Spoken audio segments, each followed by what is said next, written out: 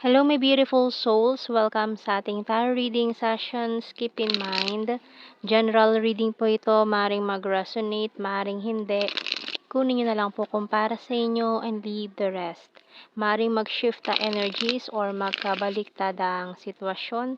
Kaya kayo na pong bahala kung saan kayo nakalugar sa reading natin. Okay, so let's see. So we have here the Queen of Cups and the Ace of Swords. Okay. And wow, Four of Wands and the Page of Swords. Three of Wands and this Knight of Wands, the King of Swords, and the last one is the Six of Swords. Okay. Eight of Wands ang ating bottom card. Wow. So, ayan. Mukhang nag-move on ka na from this person eh. Pero, ayan, magkikita ulit kayo lalo na ngayon. Maring makita mo siya somewhere down the road ngayong holiday season.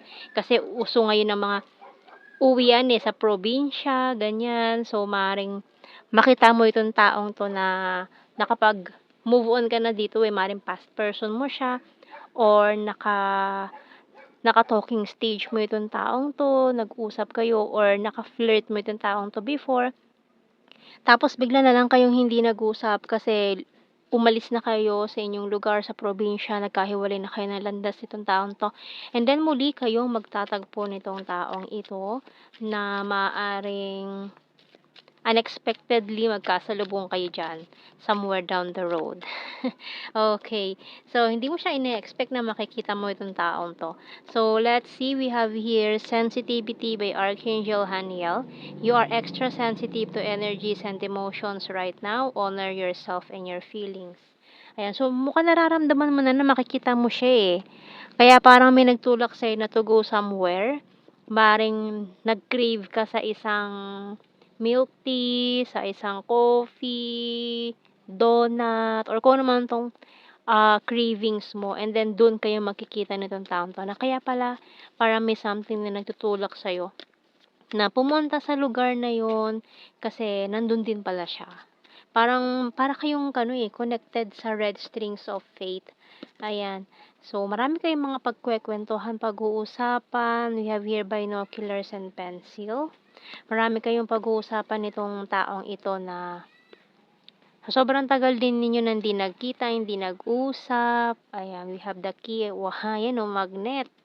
Sunglasses and waiting shed.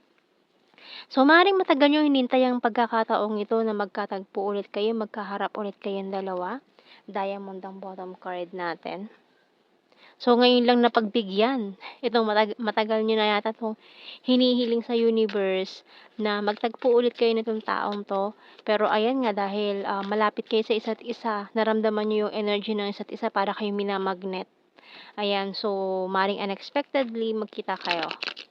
Lalo na ngayon, holiday season. Lalo na kung umuwi siya ng province, parehas kayo umuwi, 'di ba? Unexpectedly magkasalubong kayo nitong taon to na matagal mo na pala siyang hinihintay or matagal ka na pala niyang hinihintay din na makita ulit. Waiting for you. So, ayun. Tagal na nga kayo naghihintayan. Mukhang waiting game. Husband-wife material. Maring sa isa't isa nyo natagpuan yung yung mga qualities na gusto nyo makasama sa buhay. You're my strength. Sorry, I'm wasted. I will fight for you. You're my wish come true. Ayan, oh. And you're my destiny. I love your humor and keeping tabs on you.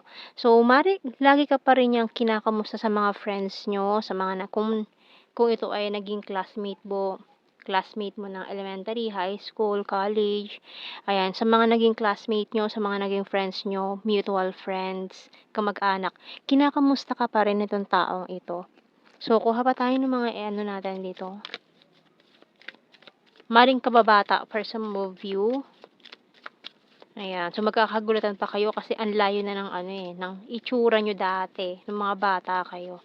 So, I want to be more than friends. So, siguro nagkahiwalay kayo as friends or baka friends naman talaga kayo nitong taong ito na wala kayong naging romantic relationship. Ayan, so nung huling usap ninyo as friends pero dahil nga dun sa nararamdaman niyo sa isa't isa parang may something na hindi kayo nabigyan ng chance na naging kayo, hindi naging kayo noon. Kasi nga dahil nga friends kayo, parang ayaw niyong sirain yung friendship na yun dahil lang sa nagkaroon kayo ng relationship or yung iba nanghihinayang na hindi naging kayo. So, I hide behind material things. So, hindi lang to ano ha, pati yung feelings niya, tinago niya sa'yo. And it was my fault, but I blamed you. I look for you everywhere. So, yun na nga, hinahanap-hanap ka rin. Hinahanap-hanap ka pa rin niya eh. So, ngayon dahil muli kayong pagtatagpuan ng tadhana, marami kayong mga pag-uusapan na hindi niyo pinag-usapan dati.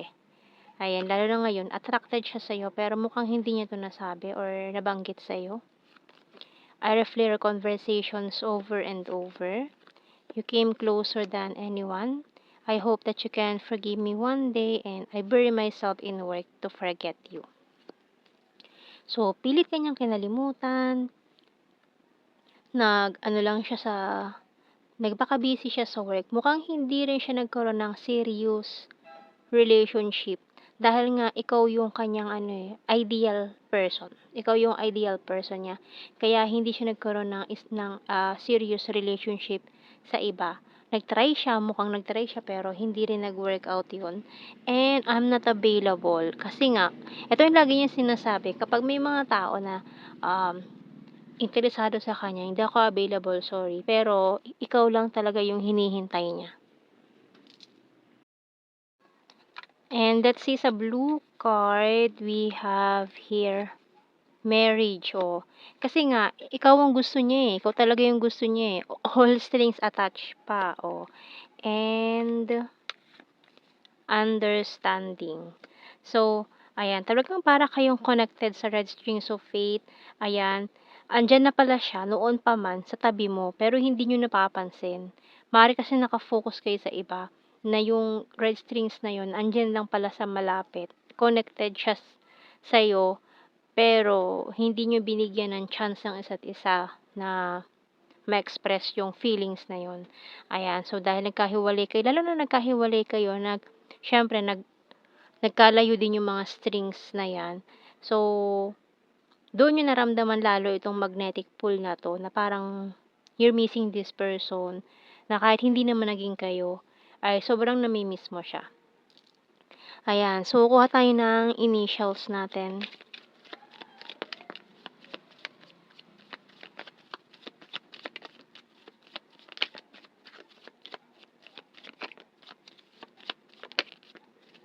So, we have here S, Q, J, B, A, N, letter H, Z, C, X, D, letter E, bottom card natin. So, kuha tayo ng mga ano natin dito, general signs and messages. So, hindi na natin kailangan i-explain more deeply itong mga cards natin. Ayan, dahil alam niyo na mga meaning niyan, very ano na yan, madali na maunawaan to. Keywords na lang. So, we have here talented, lake. Ayan, so mukhang may mga malapit sa lake dyan na may mga marami kayong memories together doon sa lugar na yon. Party animal. Number 5, beautiful. Fire sign, Aries, Leo, Sagittarius. July, present lover. Kaso for some of you, nanghihinayang kasi may mga present lover. Ayan, so we have here Aquarius, divine masculine, sexy body, practical, Cancer sign, November, South PH, kind-hearted, and skin tag. Dimple, very loyal, and popular. Popular. Okay, twin flame, logical, intelligent, crazy for you, October, mukhang may galing pa sa ibang lugar, other country. Number 4. Sword is air sign, Gemini, Libra, Aquarius. Very lucky and quiet person. So, yan ang ating reading, my beautiful souls. Thank you for watching. Take care and God bless. See you in our next reading, guys. Bye-bye.